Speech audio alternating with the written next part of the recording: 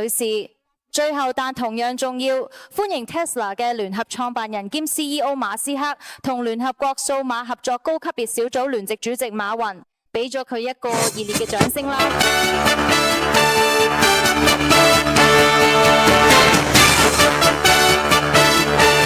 歡迎你睇，今日好開心有你哋兩位嚟到現場。事實上，啲人對今次嘅會議十分期待。我哋已經將部分問題嘅關鍵詞發佈喺大屏幕上。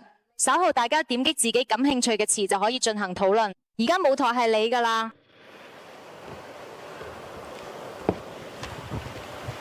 你應該係講乜嘢？然後佢只係關於人工智能嘅事情。係啦，好嘅，等我哋睇下。係啊，人工智能。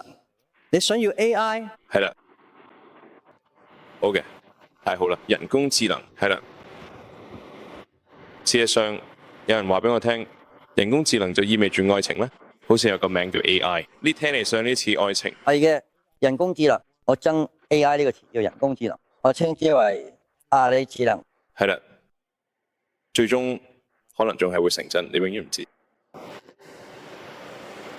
我認為啲人普遍低估咗人工智能嘅能力，佢哋覺得人工智能就係一個聰明嘅人類，但係其實人工智能會遠遠超越呢個層次，佢會比最聰明嘅人類仲要聰明得多。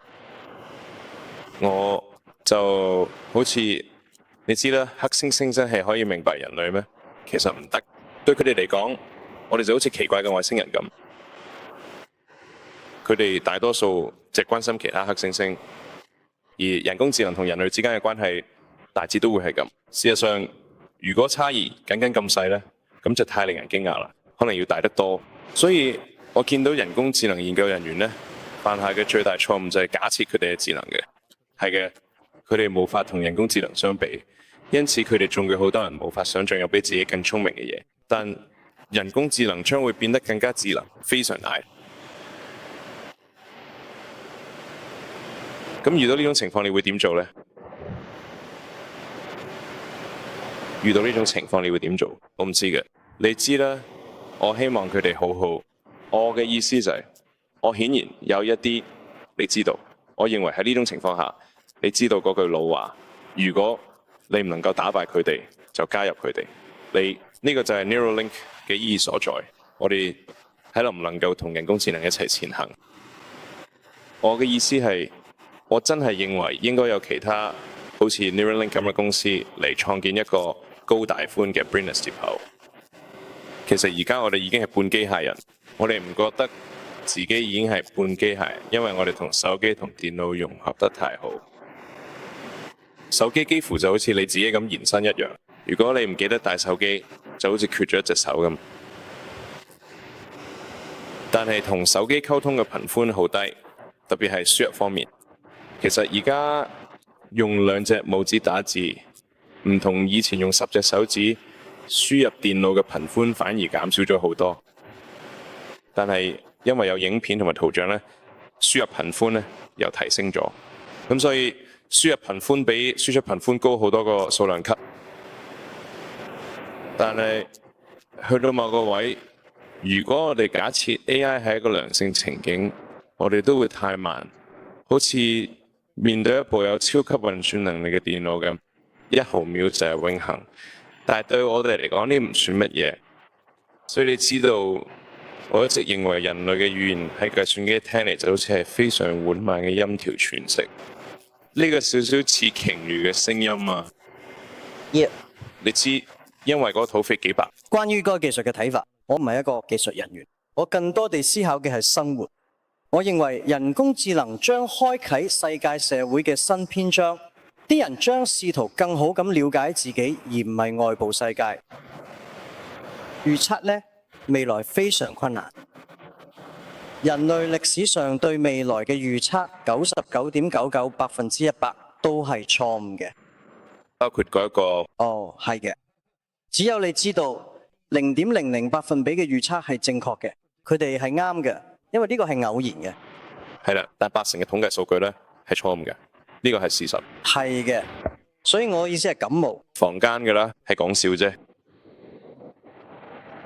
淨係個名啫，我對人工智能或者阿里巴巴智能能夠更好嘅理解人類嘅洞察感到開心。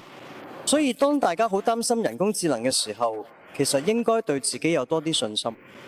因為我覺得而家有好多解決方法我哋未有，但係聽日咧就會有解決方法。我哋未有解決方法，但係後生仔女會有解決方法。所以我幾樂觀，我唔覺得人工智能係一個威脅，我並唔認為智力係件可怕嘅事情。但係人類足夠聰明，能夠學會呢一點。對我嚟講呢，人工智能就好似如今啲人對此十分擔憂，就係嗰啲人呢，我稱佢哋為大學智慧，好似我哋咁嘅人，街頭聰明，我哋從唔害怕呢一點，我哋認為呢個好得意，我哋想改變自己去接受佢。我唔知㗎，呢個就好似係著名嘅遺言。等我同你講，人工智能係，我意思係，你睇下電腦發展嘅速度同投資嘅速度真係攞到不得了。舉個好例子就係電子遊戲，你知啦，如果你翻到去40、50年前，可能你玩嘅就係Pong，淨係得2條長方形同一個方格。而家你有冇幾乎同真實一樣嘅即時模擬遊戲？仲有幾百萬人一齊玩。如果你假設有任何進步速度，佢遊戲遲早會同現實分唔到，你根本分唔出有咩分別。要唔係就係文明終結，就得呢兩個選擇。但係即使科技進步嘅速度慢咗1000倍都好啦，咁你推前1000年、10000年，呢個都仲係好微小。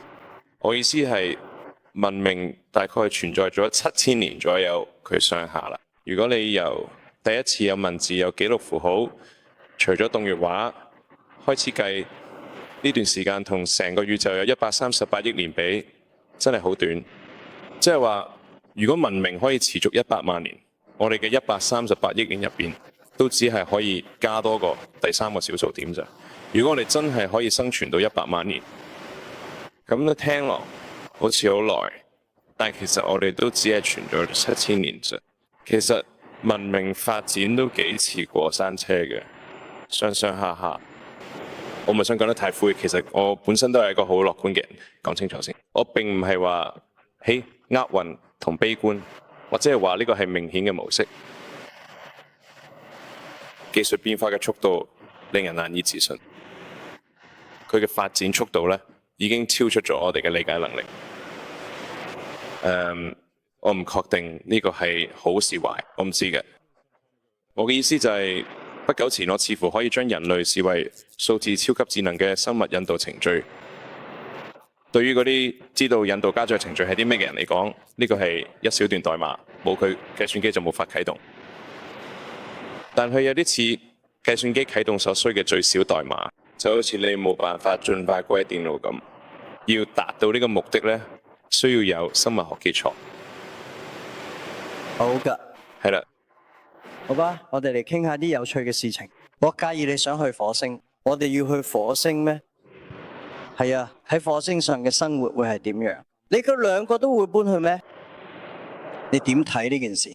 其實我對火星佢嘅興趣，我啱啱先由嗰度翻嚟，所以我而家對地球比較有興趣。對於而家地球發生緊嘅事呢，我比較關心。咁點解你哋好奇火星呢？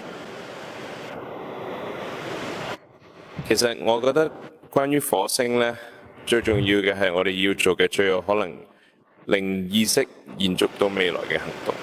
咩佢可以增加意識喺未來繼續存在嘅機會？我覺得我哋唔應該覺得意識一定會延續落去，只係因為我哋未遇過外星人。外星人喺邊度？呢個就係費米悖論。呢個係最重要問題。點解我哋揾唔到外星人？有冇人覺得我哋揾到外星人？信我啦，如果有，我一定知。我哋真係未揾到。好啦，有人問我你去過51區未啊？拜託啦。其實 SpaceX 有個 Area 59，比51區仲勁8倍。咁喺我哋可以做嘅行動入邊，有啲係可以增加意識嘅範圍同埋規模，令我哋更加明白宇宙本質。其中一個行動咧，就係成為多星球物種，或者確保生命可以喺多個星球存在。唔係因為我覺得咩，只係當咗一個逃生門，或者覺得地球注定要完蛋，而係有一個無法消除嘅機率。地球可能會發生啲咩事。就算我哋有幾好嘅意圖，做咗幾多努力，都有機會喺某一刻，無論係外來力量定係自己搞出嚟嘅錯誤，會令文明被毀滅或者嚴重受損，搞到再冇法擴展去其他星球。呢個好難講啊，即係咁樣講，換個方式講，呢個係地球45億年歷史以嚟第一次有可能將生命帶到地球以外。咁咧之前根本冇可能做到。呢個機會會開放幾耐？可能會開放好耐，亦都可能好快就攞嘅。我覺得最好假設呢個機會只會開放一陣，咁我哋就要把握住，確保未來，要保障意識嘅未來，確保意識之光唔會熄滅。我哋應該盡快去做呢件事。呢個就係我哋睇法。好，要保障地球未來真係好難，但係我哋可以保障未來100年。我唔係話我好欣賞你探索火星嘅勇氣，但我更加欣賞有好多人努力改善地球。送100萬人去火星呢係好事嘅，但我哋都要關心地球上74億人。我哋點樣可以令世界更加可持續發展？其實我唔係咁中意火星，因為我覺得去火星好易啫。你企喺大廈山頂，只要一步你就去到火星啦，但你永遠都翻唔到佢。呢個就係我對其工作原理嘅睇法。仲有，亦都唔好咁做啦。我覺得爭去喜馬拉雅山。當你爬上去呢，我想有一日我會去嗰度，電梯準備好啦，我去睇一睇。但我認為喺地球上花費更多時間嘅人會考慮呢個問題，因為無論幾耐，人類嘅文明就只有100萬年、200萬年或者50萬年，但我哋淨係得100年，所以我哋冇辦法為未來解決晒所有問題。但我哋都要對未來負責，但係我哋應該更加關心點樣可以過得更開心。我哋睇法係靠人工智能或者 AI， 當人類更加了解自己嘅時候，我哋就可以令世界變得更好。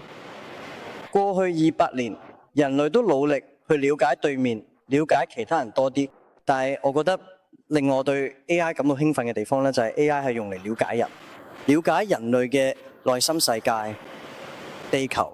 我聽講你哋打算喺地球入邊深深嘅挖掘永恆，呢樣真係好激。無論如何，每次我睇到有關你對外太空有興趣嘅新聞，我都好尊敬你。我哋需要你睇睇英雄，我哋都需要多啲似我哋嘅英雄喺地球努力工作，一切變得更好。呢個就係我想要。當然，我要明確咁講，我非常支持地球。太好啦，聽起上嚟好正。清除，我非常支持地球。當我話你知道，我哋正成為一個嘅星球物種，或者是生命多樣化，將生命延伸至地球之外，擴大意識嘅範圍同埋規模啦。從資源嘅角度嚟睇呢，我講嘅係地球資源嘅不到1%，應該用於實現多植物生命或者恆星意識。所以你知啦，我覺得應該介乎於我哋用嘅唇膏同埋醫療保健之間嘅開支，類似咁樣用嘅保護意識嘅事啦，我哋應該用多少少錢，比起我哋用嘅化妝品上面，呢個就係我哋意思。你知啦，我都支持化妝品，我中意嘅佢真係好正。咁但係你知啦，其實可能都值得用地球 GDP 嘅，唔知起碼半個百分星去令生命可以變成多星球生存，可能1%我覺得都幾合理，都算係一個好嘅資源運用。而且你知啦，其實你喺地球上用嘅資源都多2個數量級嘅，所以唔係話你知啦，會根本性嘅影響地球。如果只係用1%嘅資源去做呢啲事，應該已經夠令生命變成多星球生存。佢落都係一個為未來作出明智投資嘅選擇。當然我都花咗好多時間喺可持續能源上面，好似 Tesla、電動車、太陽能同電池呢啲嘢，我真係好興奮可以睇到上海為咗上海超級工廠。我覺得 Tesla 中國團隊真係做得好出色嘅，真係令人震撼。我真係俾佢哋做得咁好同埋進展嘅大嚇親，覺得呢個都係一個好好嘅世界故事。即係想講睇下你嘅中國可以有幾大進步，呢個真係非常之厲害。我真係要脫帽致敬，你哋真係勁。我一生人都未見過有佢哋可以咁快。老實講，我都見過佢好誇張嘅嘢，所以你知啦，我真係覺得中國就係未來真係好厲害，而且中國嘅創業科技公司都做得好有進展。我知道有2間已經成功入軌啦，呢樣嘢真係好難做到，能夠入軌道，我非常之尊重。呢個非常困難啊！你想換話題咩？當然係嘅，工作我應該咁做咩？工作機會係終身職業，乜都可以啊。當然咁人工智能將會創造邊一啲新嘅工作崗位，或者呢種變化已經開始咗咩？你點認為？我諗我哋點解需要咁多工作？正確嘅，我嘅觀點係工作。實際上每一次技術革命都會俾啲人開始擔心，係嘛？過去200年，我哋都擔心新科技會搶晒所有工作。其實我哋創造咗好多新工作。第二，因為工業革命創造咗好多工作機會。我認為未來20-30年，人類會活得更加長壽。生命科學技術可能會令大家活到100、120歲，但係呢樣未必係好事，因為你可能見到你阿爺都仲要努力返工。但問題係，我想問點解我哋要有咁多工作？我覺得人呢應該1星期做3日公民，每日做4個鐘就夠。當我哋有啲電力之後，電力嘅威力就係令大家有多啲時間。咁你夜晚可以去卡拉 OK， 可以去跳舞派對。所以因為有鋰電，人哋有多啲時間。我覺得因為有啲人工智能，人哋會有多啲時間去享受做一個人嘅生活。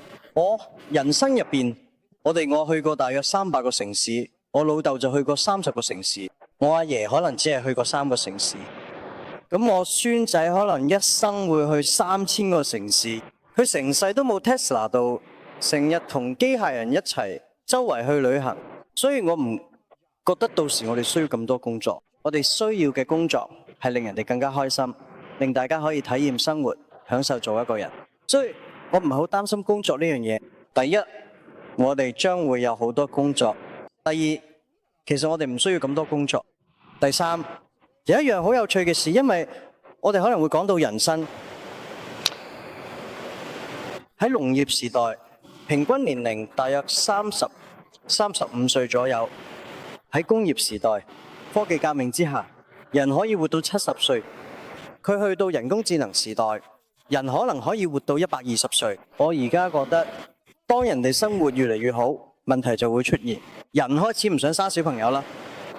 當你嘅曾祖父都仲喺度，你就唔想再生小朋友。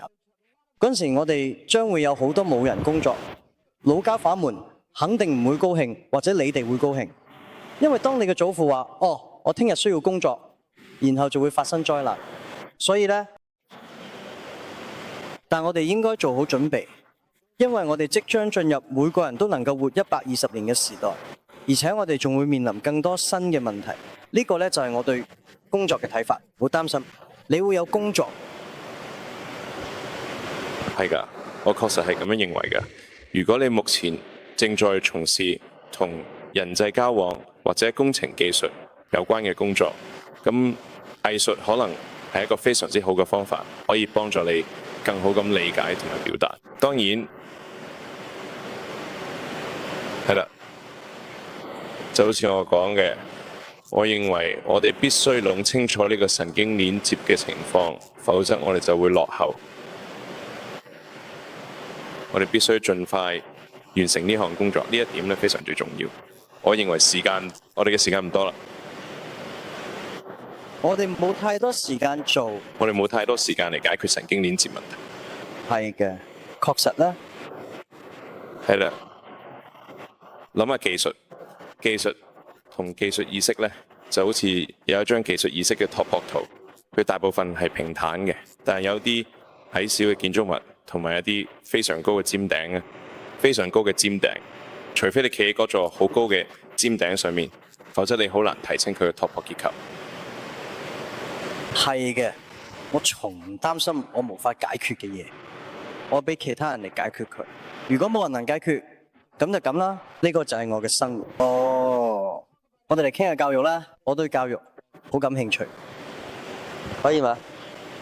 係嘅。咁掌握邊啲知識或者技能對未來有用呢？你對想要從事人工智能職業嘅後生專業人士有啲咩建議呢？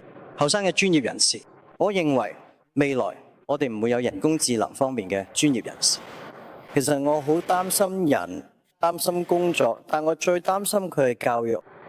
而家所有教育制度，我哋教小朋友嘅內容、教學方法呢，其實主要都係為咗工業時代而設計。我可以肯定，未來機器一定會比人類聰明得多。冇人類可以點樣做得更好呢？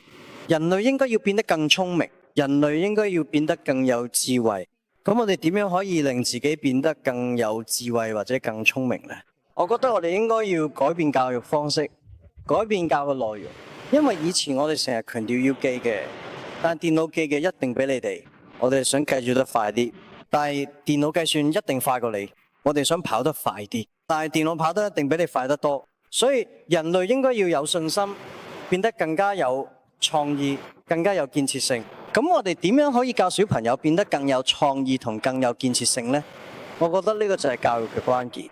我想花多啲時間去培養小朋友學藝術、畫畫、唱歌、跳舞，你明啦？呢啲嘢，呢啲先係令到人類有生活感覺、有創意嚟嘅。唔使擔心機器，絕對係。我哋要明白一樣嘢。人永遠都做唔到另一個人，電腦就係電腦，電腦只不過係一件玩具，人連一隻蚊都做唔到，所以我哋應該要有信心。電腦淨係得個晶片，人就有粒心，智慧就係嚟自粒心。所以我覺得未來10年、20年，人類或者每個國家、每個政府都應該專注去改革教育制度，要確保我哋嘅小朋友將來揾到工做，可以過一種一星期淨係做3日，一日做4個鐘嘅生活。呢個非常之重要嘅。如果我哋不改變現有嘅教育體系，我哋都會陷入困境。呢個係我嘅睇法，我擔心我哋會改變佢。呢個真係太正啦！你知我想講嘅係盡量多學習。呢個可以俾你預測未來或者創造未來，所以佢哋話預測未來最好嘅方法就係去創造未來，然後評估你學緊啲嘢係咪真係可以令你預測未來時少嘅錯誤。你有冇咁嘅錯？我哋永遠都會有啲錯，但你可唔可以減少你對未來預測嘅誤差？我覺得呢個就係佢教育嘅方法。當然啦，但係要同時有創意去創造未來同埋預測未來，因此呢包括藝術同埋所有其他事物，但對未來錯誤認識較少。我想講呢個係思考教育嘅正確方式。我嘅意思就係通過神經鏈接，你可以即刻上傳任何主題。所以呢，我哋中意 Matrix。你想駕駛直升機咩？冇問題。直升機會自行飛行，但係你知道，如果你想做任何事情，任何俾定嘅技能，你只需立即上傳佢。意思係話，目前嘅教育方式係帶寬極低，佢極其緩慢。講座係最糟糕嘅，真係好似好慢啦。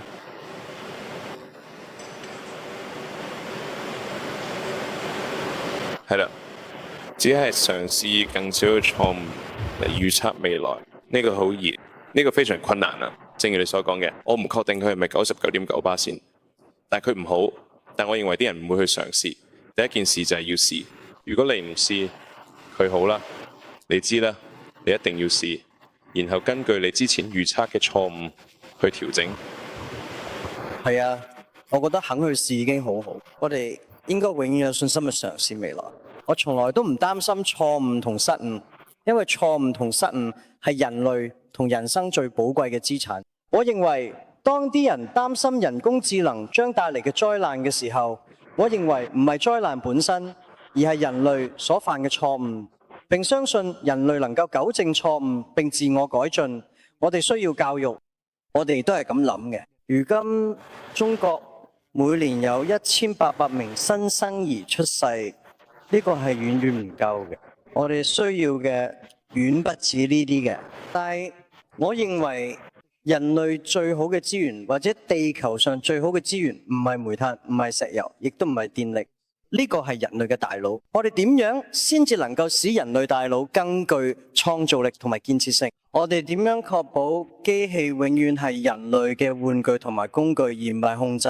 所以我一生中呢，尤其是過去2年呢，當人哋講到人工智能呢，話人類會被機器控制，我從來都冇乜諗過。我覺得呢樣嘢係唔可能嘅，係咪？呢樣嘢係唔可能嘅，因為人類係唔同嘅，機器係人類發明出嚟嘅。根據科學嚟講，係咪人類永遠都創造唔到一種比人類更聰明嘅動物？特別係當你有咁多聰明人嘅時候，係唔可能再做一個更聰明嘅人出嚟。我非常之唔同意呢一點。好嘅，係嘅，咁幾好嘅。係啦，我哋意思就係我哋應該假設嘅第一樣嘢就係我哋非常之愚蠢，但係我哋絕對可以比事物比我哋自己更聰明。我嘅意思係嗰度以前冇人類，係嘛？所以